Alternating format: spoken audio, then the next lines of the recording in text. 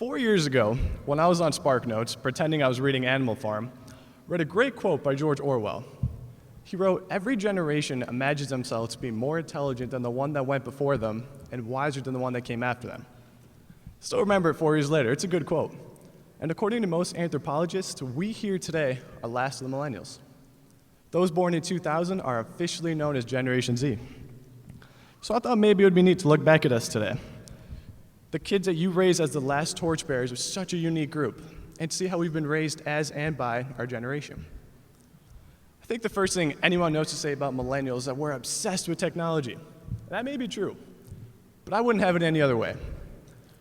Parents and teachers talk about this magical time when kids would look at each other in the face and speak in complete sense. It sounds terrifying, but I feel bad for those people, for they didn't have the technology that we have, especially our favorite literary characters. Like, imagine the first guy who saw the Greeks coming out of the Trojan horse. He could have sent one tweet, like, "Oh no, the horse is a trap. Hashtag lock your doors. Hashtag Achilles on the loose. Hashtag can't trust these Greeks." Whole town would have been saved. Romeo and Juliet, if Romeo didn't respond after 5 seconds, Juliet would have dumped him. Huckleberry Finn with Google Maps. Gatsby could have followed Daisy on Instagram instead of the country. If Cinderella had Tinder, that story would have been 5 words. He swiped right, the end. Technology is fun, yeah, we cling to it, but I think it's important for at least once to put it into perspective of the lives of the children you've raised. All the graduates today were born between 1998 and 1999. We don't remember September 11th, but we've only known life in the long shadow cast by it. When we were 4, the war in Iraq was on TV.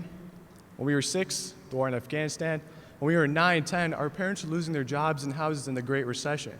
You all might have, but we never had the chance to know a war-free, terror-free, economically prosperous America in our childhood. And so with technology, we hid from the world. We hid behind our smartphones. And yes, it was a vapid choice, but it was the only one that made sense to us when we made it. Anthropologists say that growing up at a time of global anxiety has stunted millennials. So we're less likely to buy a house, buy a car, buy life insurance, get married, or really step foot into the hallmarks of the American dream. And this worries our parents.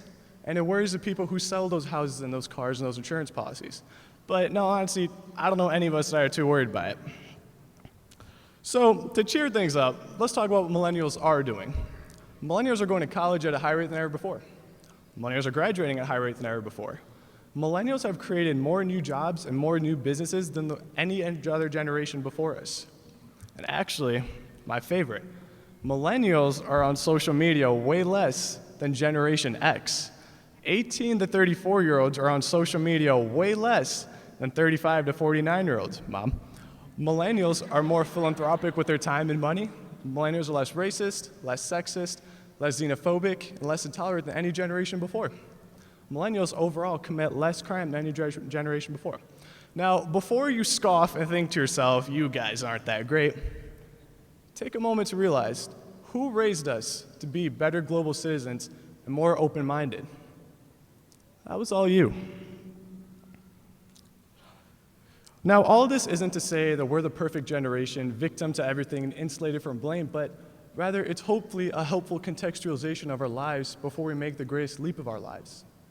We aren't our worst pop song or most bizarre viral video, and if I may, it's not teenagers making the biggest fool of themselves on social media these days.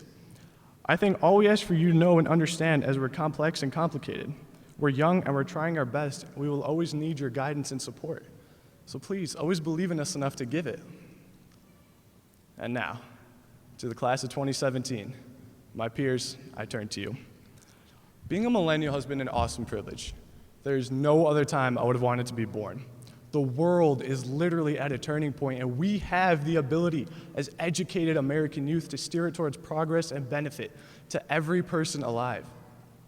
I hope none of you plan on being bored, because we have so much work to do. For let us be the generation that reduces income inequality, the generation that reduces racial inequality. Let us be the generation that reduces gender inequality.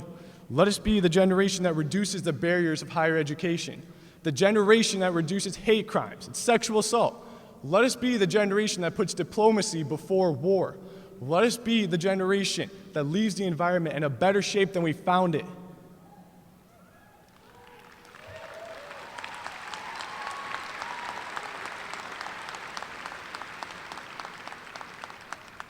But most importantly, because we can't do any of this without it, let us be a generation that votes.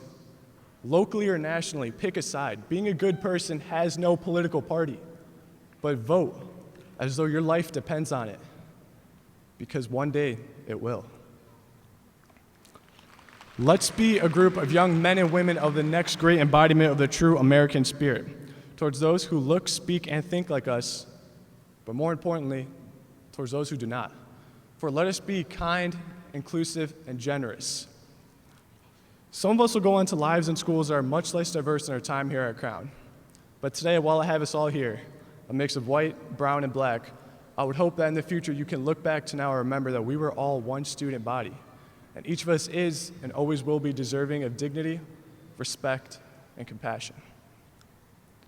Millennials can save the world, with or without our smartphones, and I hope you're all ready to start creating the kind of world we want to live in. It has been the honor of my life to speak to all of you today, and I wish all my fellow students success, happiness, and wisdom. And that's it for today, Dundee Crown. Keep it prestigious.